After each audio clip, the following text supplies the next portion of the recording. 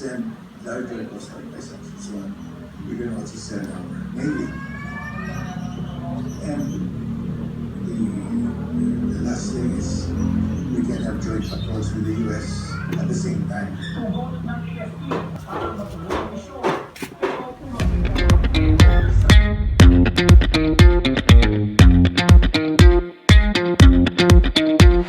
So eto na nga mga kabutingting, at sa wakas natapos ko na etong ginagawa kong DIY fully automatic incubator na sinasabi ko sa inyo nung mga nakaraang vlog natin. Ayan, eto na siya, no? So huwag kayong magkakamali, hindi yan isang piso net o isang video game. Isa talagang incubator yan. So meron kasi kaming sirang piso net na hindi na gumagana at kinonvert ko siya bilang fully automatic incubator. Ayan, hindi masyadong halata kasi talagang piso net pa yung itsura niya, no?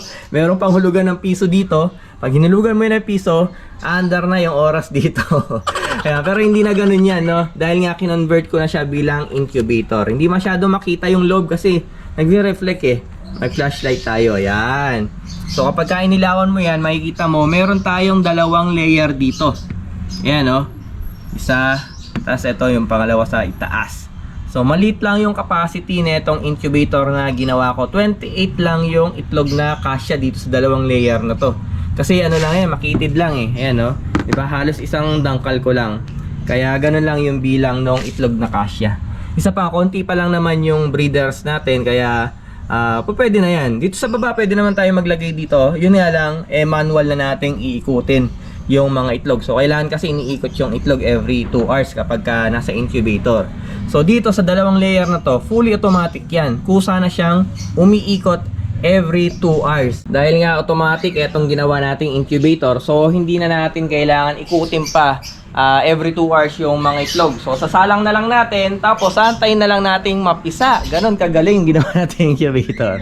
Ayan. Pero hindi ako expert sa paggawa ng incubator, mga kabutingting. Lahat ng settings nito, syempre ni-research ko lang din kung paano gawin, no? Yan, except sa design, syempre yung design sa akin talaga yan. No, wala kayong makikitang incubator na nasa loob ng piso net. No, first time yan na may gumamit ng piso net na kaha bilang isang incubator. Yan, tapos ito, yung mga device na syempre binili ko tong mga to. Meron pa tayong motor sa loob. Yan, ito yung nagpapagana sa loob ng incubator natin. Yun, no. So mamaya sasaksak natin. Papakita ko muna sa inyo yung mga detalye ng ating piso net incubator.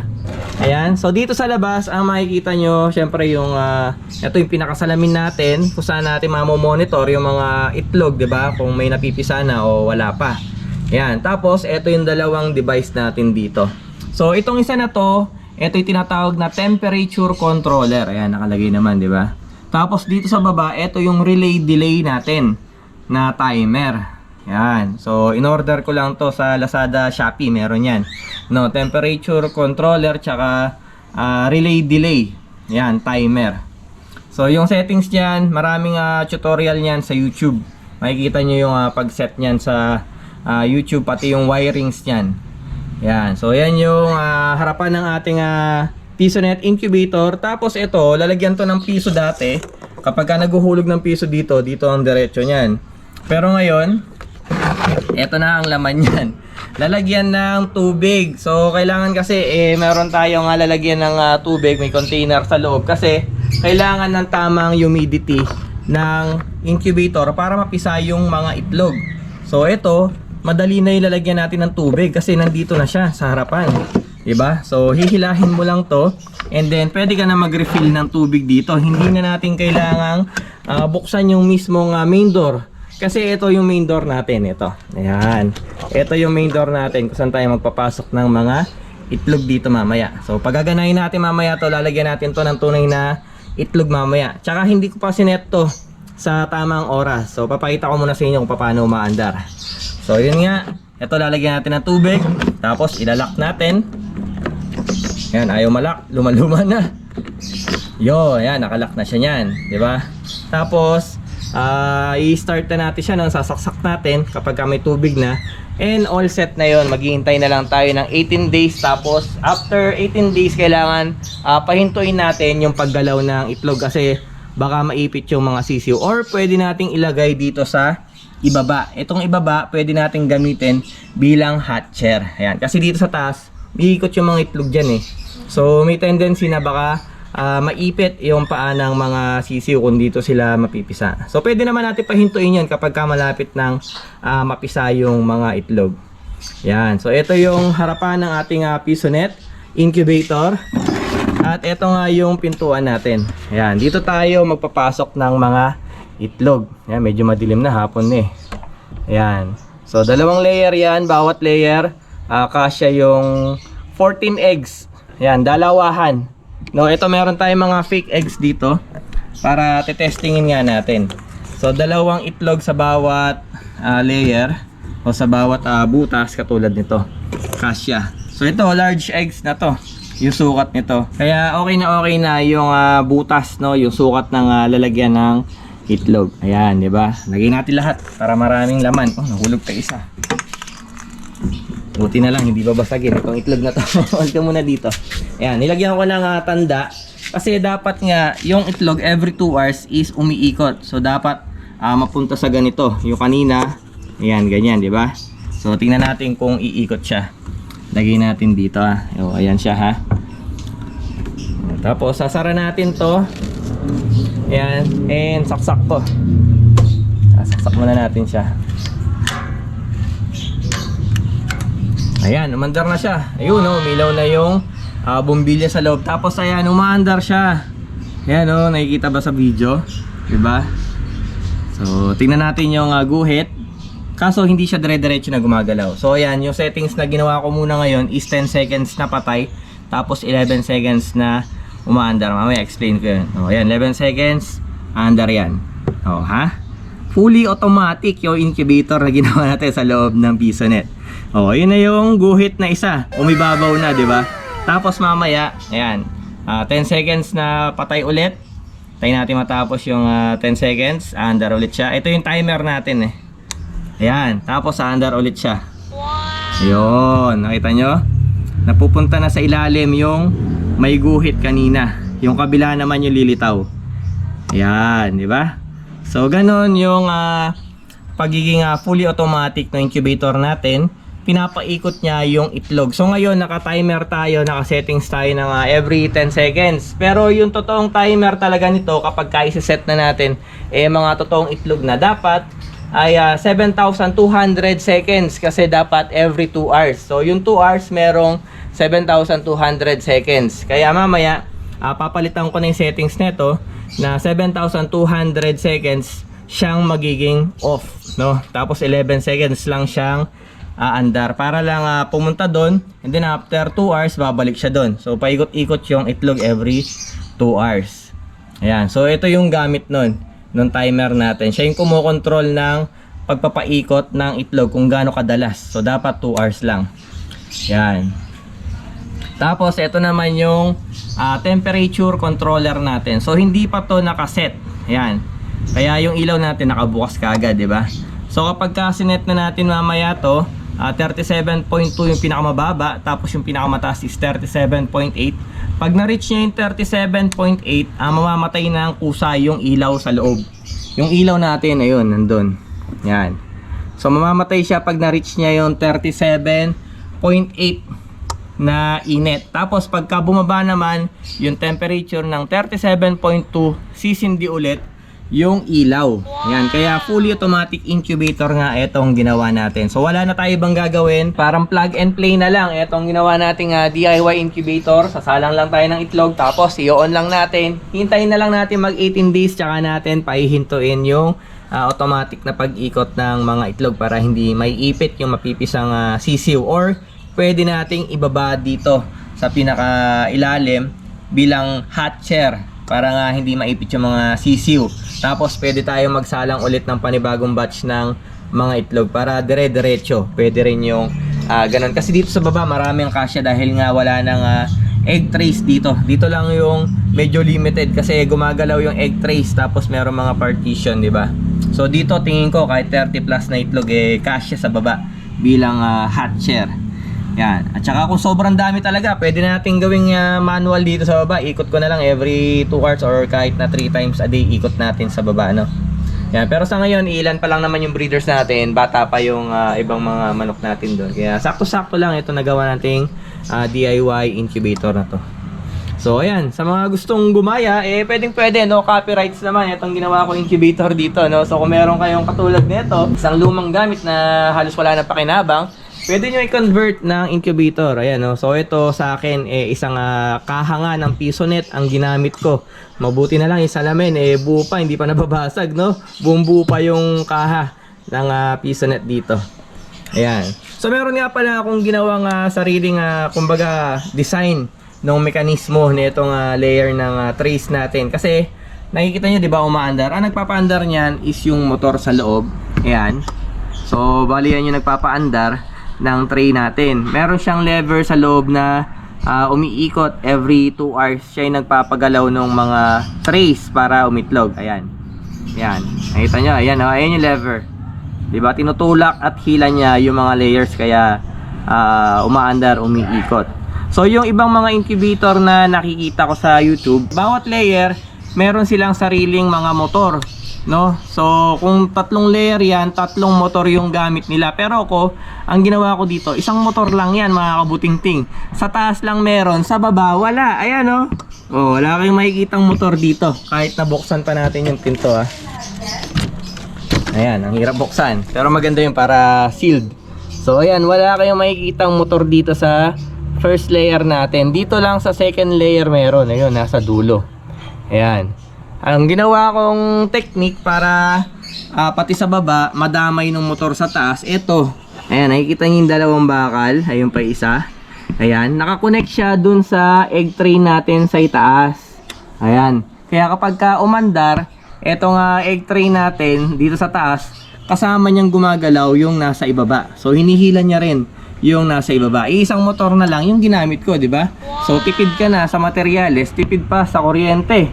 Kasi nga isang motor lang yung gumagana. Ayan, tsaka itong ginawa nating incubator is tipid talaga sa kuryente to kasi fully automatic siya. So kapag na-reach niya yung tamang temperature, namamatay yung ilaw. Diba? Mamamatay yung ilaw na yan. So sisindi lang ulit siya once na bumaba na yung temperature. Ayan, kaya hindi magastos sa kuryente. No, matipid kapag fully automatic yung incubator natin. So ayan, sa mga gustong gumaya, ito yung design natin. Tignan nyo lang mabuti yung itsura. Kayang-kaya nyong gawin yan. So nude-nude lang kayo ng mga tutorial, ng mga DIY incubator. At kung gusto nyo ang gayahin to, kung meron kayong lumang PisoNet din na buo pa yung kaha, may salamin pa, ayan, pwede nyong gayahin, no? Pati yung ginawa ko ditong diskarte para makatipid ng motor, na ayan, isa nga lang yung motor pero 2 layer yung gumagana. Ayan, pwede nyong gayahin yan. Libreng-libre yung design ko, mga kabutingting. Ayan. So ito, gamitin ko na tong opportunity na to sa mga nagtatanong kung bakit Daddy Butingting. So ayan, alam niyo na siguro kung bakit Daddy Butingting yung pangalan ng vlog natin. Mahilig din kasi akong magbutingting ng mga ganyan-ganyan, no? Mga DIYs. So yung mga settings nito, maraming tutorial niyan sa YouTube. So ayan, all set na to. I-set na natin sa tamang oras, tsaka sa tamang temperature. Tapos lagyan natin ng mga totoong itlog para makapag-patch na tayo dito. So ayan na nga, at nakaset na yung incubator natin dito sa likod ng bahay. Ayan, nasa likod ng bintana, katabi ng aquarium, at saka ni Napoy na maingay. Apoy, yan, sibantay na incubator natin. So ayan, isa-set na nga natin yung tamang timer at saka yung temperature natin dito. So ayan, papakita ko muna sa inyo. Ayan, 11 seconds siyang bukas. Ayan, maandar siya, diba? 11 seconds. Tapos ayan, 10 seconds siyang nakapatay. Ganun yung pansamantalang settings natin para mapakita ko lang sa inyo yung paggalaw ng egg trays natin. So ayan, under na naman siya dahil 10 seconds siyang nakapatay. Ayan, diba? So ngayon, ito set natin. So tuturo ko sa inyo kung paano ko papalitan yung time. So itong relay delay na to, merong K1, K2, K3. So kapag magpapalit tayo ng papalitan natin yung bilang nung open tsaka nung close nya, dito tayo sa K2.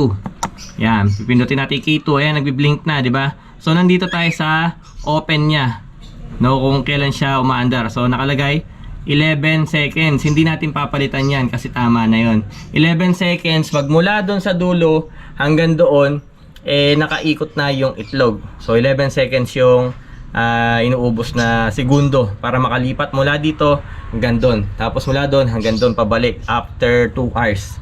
Yan. So, bali lilipat lang tayo dito. Doon tayo sa next. K2 lang din yung pipindutin ko pang lipat. Ayan, nandito na tayo sa next. So, ayan, dahil nga 10 seconds yung nakalagay, papalitan natin yan ng 7,200 seconds. Kasi ganun karami yung segundo ng ng 2 oras, no? 7,200. So, gagawin natin yung 7. Yung K3 yung pangdagdag ng number. Ayan, 7. Lipat tayo sa pangalawang digit. Ayan, gagawin nating 2. 7,200. Tapos lipat tayo dito. Gagawin lang nating 0. Ayan. So, all set na yan. Tapos, yung next nya, ito, kailangan walang papalitan dyan. 0, 0 para unlimited yung loop nya. Ito yung loop nya. So, ibig sabihin infinite kapag ka 0, 0 lahat yan. So, all goods na yan. Pinutin lang natin yung K2. Oh, ayan, 11 seconds na naka-open. Ayan, 6, 5, 4, 3, 2, 1. Yan, mamamatay. Tapos 7,200. Ayan, ang dami, di ba? So, kailangan maubos muna yung 7,200 seconds bago siya umandar ulit. Doon pa lang siya andar ulit ng 11 seconds lang. Kaya, napakatipid sa kuryente, di ba? So, every 2 hours, 11 seconds lang gagana yung motor. O, di ba? Kaya talagang tipid kapag automatic yung ginawa nating incubator. So ngayon ito naman yung set natin, yung temperature controller niya. So ayan, di pa nakaset to eh. Sa pag-set nito, ayan may dalawang button dito. Ito yung pag-set ng pinaka mababa niyang temperature. So ito, pipindutin lang natin to hanggang sa mag-blink siya. Ayan, tapos iseset na natin siya. Ayan. So ilalagay natin ng 37. Yan, 37.8. Ito yung pinakamataas niya. Hintayin lang natin humito. Tapos ito naman yung isa-set natin. Yan, nag-blink na rin, no? Gagawin natin siyang 37.2 naman.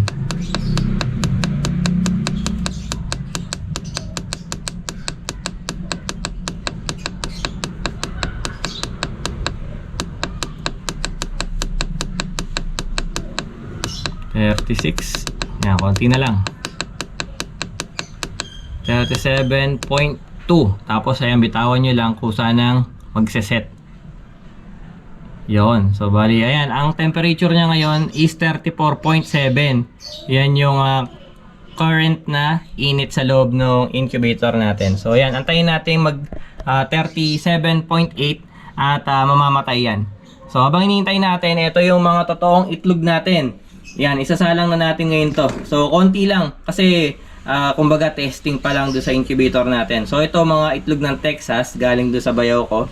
Yan, mga TX na nakalagay na yan. Tapos, ito mga itlog ng Serama ni Jmel.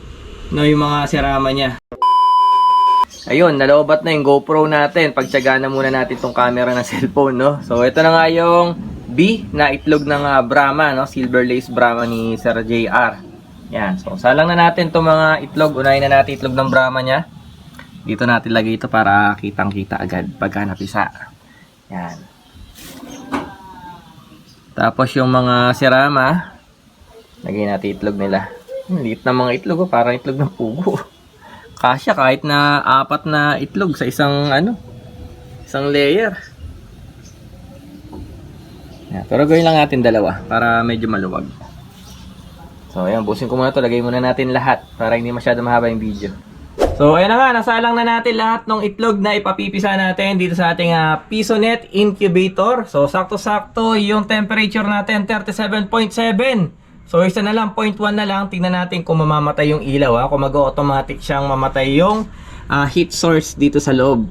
Para ma-maintain nga yung 37.8 hanggang 37.2 lang. Yan. Yun kasi yung kinakailangan ng mga itlog na init para mapisa. So naglalaro lang ng 37.2 hanggang 37.8. Pagka masyado mababa doon, hindi mapipisa, no? Mamamatay yung mga sisiw. Ganun din kapag sumobra na ng 37.8, no? Kapag umabot ng 40 yan, maluluto, mababalot yung itlog. So ayan, abangan natin konti na lang, 37.7, 0.1 na lang. Tapos yung seconds natin 2,278 yung remaining bago umikot ulit yung mga itlog. Yan, Abangan natin. Yun, namatay yung ilaw nung pumatak ng 37.8. Yan, kaso nagbaba agad, 37.7 agad. So, hanggang 37.2, patay yung ilaw na yan. O, diba? Wala siyang heat source habang naglalaro siya sa loob ng temperature na yon. So, abangan naman natin sa 37.2 kung iilaw naman siya ng mag-isa. So, yan, na-testing na natin na sa maximum niya, mamamatay siya pagdating ng 37.8. So, abangan natin sa 37.2. Okay, so ito, 37.3 na. So, tingnan natin pagdating ng 37.2 kung bubukas mag-isa yung ilaw. Abangan natin ha. Anytime soon, pwede nang bumaba ng 37.2 yan. Medyo matagal bumaba yung temperatura natin kasi sealed na sealed itong incubator natin. So, mas maganda yon. Siyempre, matagal nakapatay yung ilaw, mas tipid sa kuryente, di ba? Yan. Tagal, hindi pa bumababa ng 37.2. Kanina pa yan. Yun. 37.2. Bumukas yung heat source natin, yung ilaw. Yan. So, yun. Proven and tested na gumagana yung system ng ginawa nating DIY PisoNet fully automatic incubator, di ba? So, abangan natin next week, after a week, kung ilan yung may mga similya dito sa mga sinalang natin na itlog. So, sana lahat yan mapisa, no? Para maganda yung unang pa-hatch natin dito sa DIY incubator natin. PisoNet naging incubator, di ba? So, yun, mga kabutingting sa mga gusto magpagawa ng incubator, sige, pwede tayong tumanggap ng made to order na incubator. Kaso, hindi na PisoNet yung design kasi wala na akong extrang kaha ng PisoNet. Last na to So, na ano nga lang to, naitabi nga lang, iba na itapon na, iba ginawa ng cabinet. So, ito, na-convert pa natin tong isang natitirang PisoNet dito. So, ayun sana lahat ng sinalang natin dito, mapisa talaga para maganda yung unang batch ng mga patch natin dito sa ating fully automatic PisoNet incubator, di ba? Ayan, so sa mga gustong gumawa ng design natin, ayan, libreng-libre lang yung design natin, walang copyrights, no? Lalo na yung discarding ginawa natin para makatipid ng motor at ng kuryente. Isa lang yung motor, pero dalawang layer yung napapaandar niya. Yan, so kinonect ko nga lang yung first layer doon sa itaas, ayun, may kanal, para makaraan yung bakal na nagko-connect dito sa dalawa na to. Yan, tapos yung mga vent holes, ayan, may vent holes tayo dito sa sahig, tsaka dito isa, yan, sa may pinto, tapos isa pa doon sa likuran sa kabila. Doon dumadaan yung oxygen na binibreed. Kasi humihinga kasi yung itlog ng mga manok natin Lahat ng itlog humihinga, kaya kailangan ng dadaanan ng oxygen, tsaka para hindi masyadong uminit yung temperature. Yan, so medyo napahaba yung video natin for today, pero sana nagustuhan nyo itong ating kakaibang incubator, no? PisoNet fully automatic incubator. Yan, maraming salamat sa panonood. Like, share, and subscribe. Ingat mga kabutingting.